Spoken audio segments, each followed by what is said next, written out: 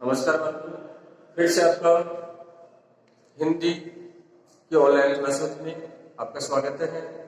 जो श्री महावीर शिक्षा निकेतन उच्च माध्यमिक विद्यालय किशन नगर गैरवाल के द्वारा संचालित है। तो आज की कक्षा में हम पहले की कक्षा में हमने अध्ययन किया था कि संज्ञा किसे कहते हैं, संज्ञा की परिभाषा और संज्ञा की परिभाषा के साथ संज्ञा के भेद कौन कौन से होते हैं। संज्ञा का जो भेद व्यक्तिवाचक संज्ञा है, पिछली कक्षा में हमने बात की थी व्यक्तिवाचक संज्ञा के बारे में, विस्तार से बात किया, विस्तार से आपको बताया गया था कि व्यक्तिवाचक संज्ञा क्या है, व्यक्तिवाचक संज्ञा में कौन कौन से शब्दों को गिना जाता है, व्यक्तिवाचक संज्ञा कहते किसको है, सारी परिभाषा के साथ में आपको विस्तार से समझाया गया है। आज हम जातिवाचक संज्ञा के बारे में अध्ययन करेंगे। जातिवाचक संज्ञा को समझेंगे। जातिवाचक संज्ञा किसे कहते हैं? नाम से पता लग रहा है कि जो संज्ञा शब्द हमें किसी एक जाति का बोध कराते हैं उसे हम जातिवाचक संज्ञा कहते हैं। साधारण परिभाषा यही है। तो जिस संज्ञा शब्द से किसी जाति, जिस संज्ञा शब्द से किसी जाति के संपूर्ण प्राणी, क्या जिस संज्ञा से किसी या जिस संज्ञा शब्द से किसी संज्ञा से किसी जाति के संपूर्ण प्राणियों, वस्तुओं,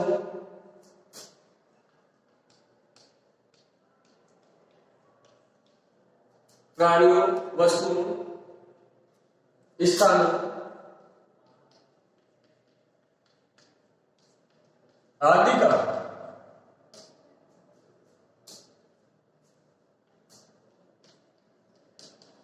बोध होता हो उसे जातिवाचक संज्ञा कहते हैं। समझ में आ गई परिभाषा? यानी जिन संज्ञा शब्दों से या जिस संज्ञा से किसी जाति के, कोई भी जाति हो, उस जाति की संपूर्ण प्राणियों का, जैसे अभी हमने चर्चा किया था व्यक्तिवाचक संज्ञा में पहले कि गाय एक जाति है लेकिन उसमें नाम हो सकते हैं। संपूर्ण प्राणियों, वस्तु, स्थानों आदि का बोध होता हो उसे हम जातिवाचक संज्ञा कहते हैं। जैसे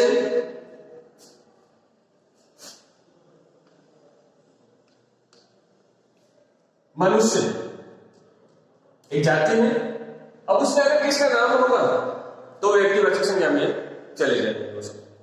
मनुष्य,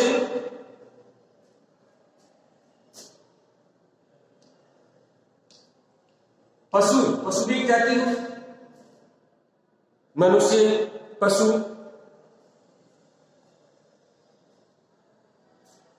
पशु में जैसे गाय है, गाय भी एक जाति है। भैंस भी एक जाति होगी। देश, पर्वत, ग्राम आदि जो शब्द हैं, घर, पाठशाला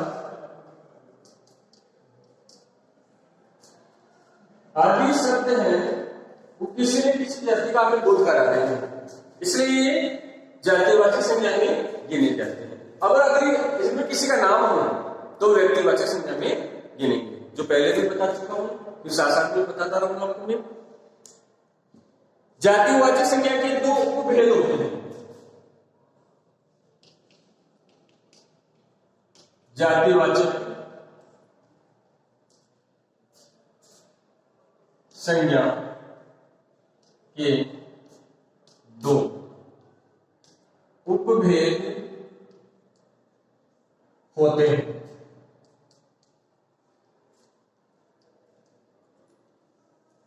जातिवाचक संज्ञा के दो उपभेद होते हैं। नंबर 1, जिन्हें सारे लोग हैं संज्ञा की 5 भेदों में भी मान लेते हैं कि संज्ञा के 5 भेद होते हैं, लेकिन हमने पहले भी चर्चा की है कि संज्ञा के मुख्य रूप से 3 भेद होते हैं। और ये जातिवाचक संज्ञा के जो 2 उपभेद हैं उनको मिला करके 5 गिन लेते हैं। द्रव्यवाचक संज्ञा, द्रव्यवाचक संज्ञा नंबर 2। नंबर 1 द्रव्यवाचक संज्ञा, नंबर 2 समूहवाचक संज्ञा। इस प्रकार से जातिवाचक संज्ञा के 2 भेद हैं। द्रव्यवाचक संज्ञा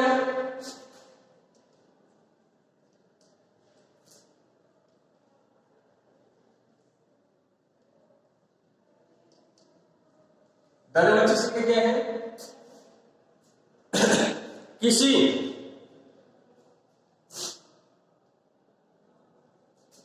पदार्थ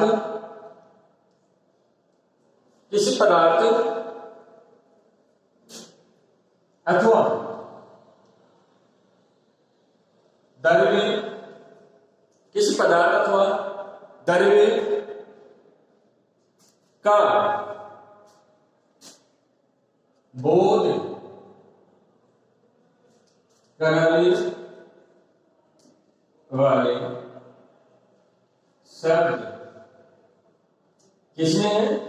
द्रव्यवाचक संज्ञा कहलाती है। जैसे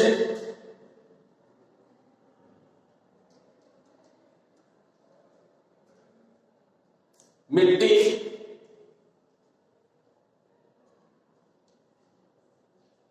अनाज, मिट्टी, अनाज ये किसी पदार्थ का ही नाम है। लोह, दूध, पानी, सोना,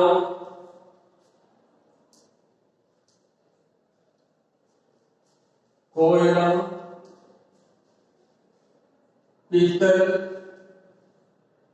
आदि आदि शब्द किसी पदार्थ या द्रव्य का नाम है, इसलिए द्रव्यवाचक संज्ञा में चले जाते हैं। इन्हें द्रव्यवाचक संज्ञा कहते हैं। इन संज्ञाओं को गिना नहीं जा सकता, केवल नापा और तोला ही जाता है। जैसे मिट्टी है उसको हमें गिन नहीं सकते हैं, केवल तोल सकते हैं, नाप सकते हैं। अनाज को भी ऐसे करते हैं, लोहा भी हम तोल सकते हैं, गिन नहीं सकते हैं। अगर कोई राड बोल लोहे की वो अलग चीज है, लेकिन लोहा अगर समूह में है तो उसे हमें तोल ही सकते हैं। तो द्रव्यवाचक जो संज्ञाएं हैं इन संज्ञाओं को गिना नहीं जा सकता, केवल नाप तोल ही सकते हैं। ये याद रखना बेटे। आगे समूहवाचक संज्ञा है। द्रव्यवाचक संज्ञा में आपने पढ़ा कि मिट्टी है, अनाज है, लोहा है, दूध, पानी, सोना, कोयला, पीतल आदि ये सब हम इनका नाप या तोल कर सकते हैं। इसी प्रकार से अब हम देखते हैं समूहवाचक संज्ञा क्या है, जो एक जातिवाचक संज्ञा का ही उपभेद है।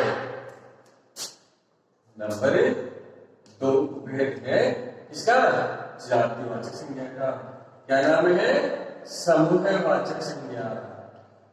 समूहवाचक संज्ञा नाम से ही परिभाषित हो रहे होंगे कि किसी न किसी समूह के बारे में जिन शब्दों से हमें जानकारी प्राप्त हो वो समूहवाचक संज्ञा कहलाते हैं या समूहवाचक संज्ञा कहलाते हैं। जिस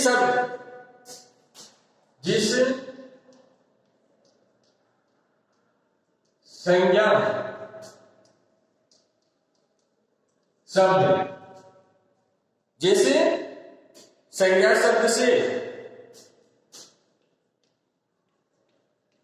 समूह का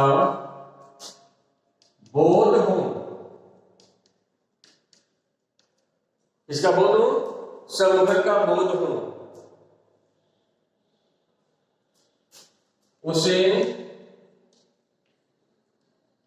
समूहवाचक संज्ञा कहते हैं।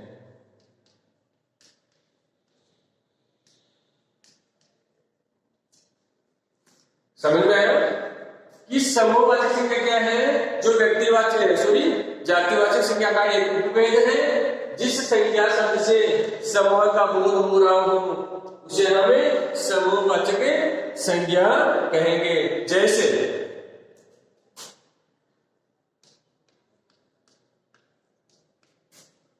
सेना, सेना एक समूह है। कक्षा, कक्षा का भी एक समूह है। झुंड, झुंड, भीड़, जो समूह को बोध करा रहे हैं। दरबार, दरबार में बहुत सारे होते हैं, एक समूह होता है। इसी प्रकार से आपका परिवार भी समूह का बोध कराता है। सभा, सभा में बहुत सारे लोग होते हैं। ये जो शब्द है सेना, कक्षा, झुंड, भीड़, दरबार, परिवार, सभा आदि जो शब्द हैं वो किसी न किसी रूप में हमें किसी समूह का परिचय करवा रहे हैं, इसलिए ये समूहवाचक संज्ञा कहलाते हैं। अब हम बात करते हैं भाववाचक संज्ञा। संज्ञा का जो तीसरा भेद है भाववाचक संज्ञा। भाव का मतलब होता है विचार, आंतरिक जो विचार होते हैं भाववाचक संज्ञा। जिस संज्ञा शब्द से परिभाषा क्या होगी? जिस संज्ञा शब्द से, जिस संज्ञा शब्द से प्राणियों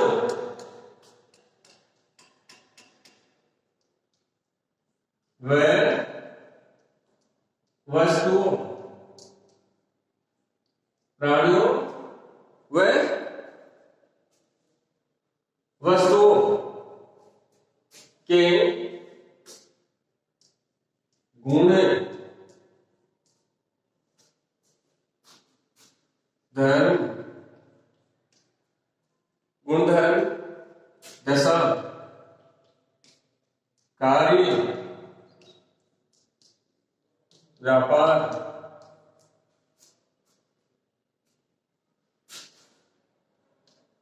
मनोभाव आदि का बोध हो उसे भाववाचक संज्ञा कहते हैं।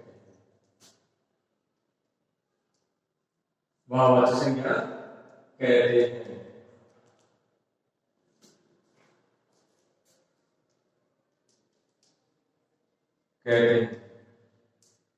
समझ में आया?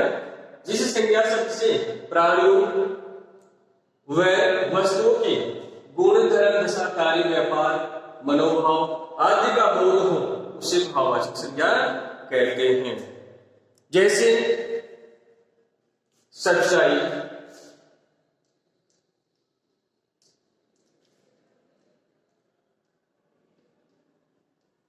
सच्चाई, प्रेम,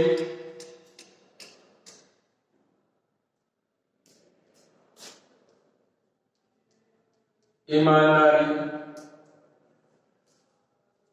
सच्चाई, प्रेम, ईमानदारी, शीतलता,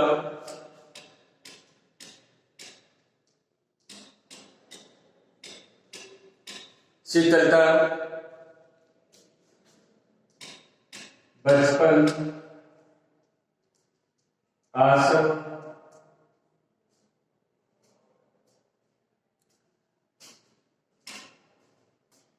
बुढ़ापा,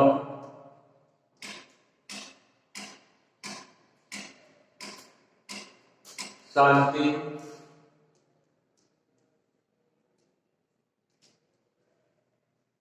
मित्रता,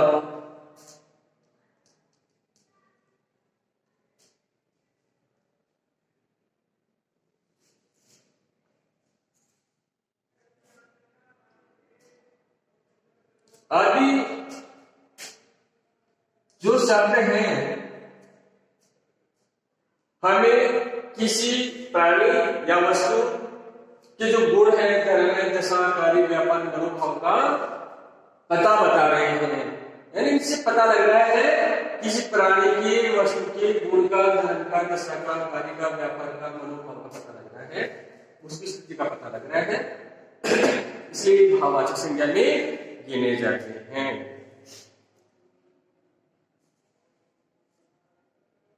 एक संज्ञा पद का दूसरे संज्ञा पद में प्रयोग कभी कभी है ना, जातिवाचक और व्यक्तिवाचक संज्ञा पद एक दूसरे के स्थान पर प्रयोग किए जाते हैं। अर्थात जातिवाचक का प्रयोग व्यक्तिवाचक के रूप में और कभी कभी व्यक्तिवाचक का जातिवाचक के रूप में प्रयोग किया जाता है। इस प्रकार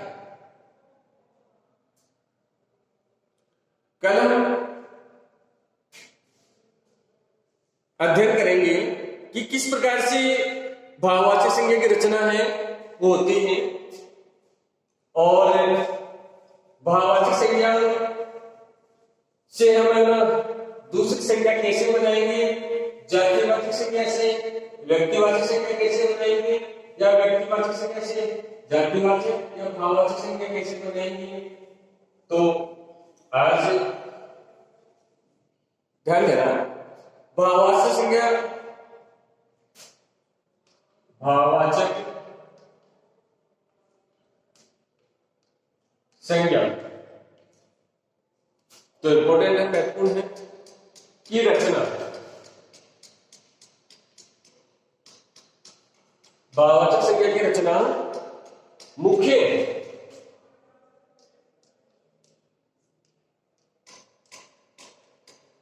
पांच प्रकार के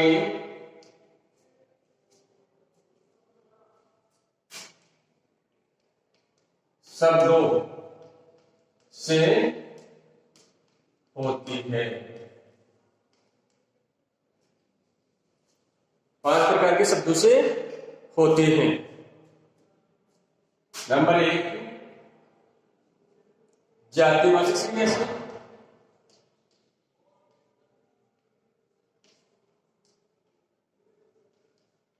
जातिवाचक संज्ञा से भाववाचक संज्ञा की रचना, यानी भाववाचक संज्ञा हम कैसे बनाएंगे, वो मुख्य रूप से 5 प्रकार के शब्दों से हम ना भाववाचक संज्ञा बनाते हैं। सर्वनाम, चिन्ह। नंबर 3 विशेषण से। नंबर 4 क्रियाशील। नंबर 5 अव्यय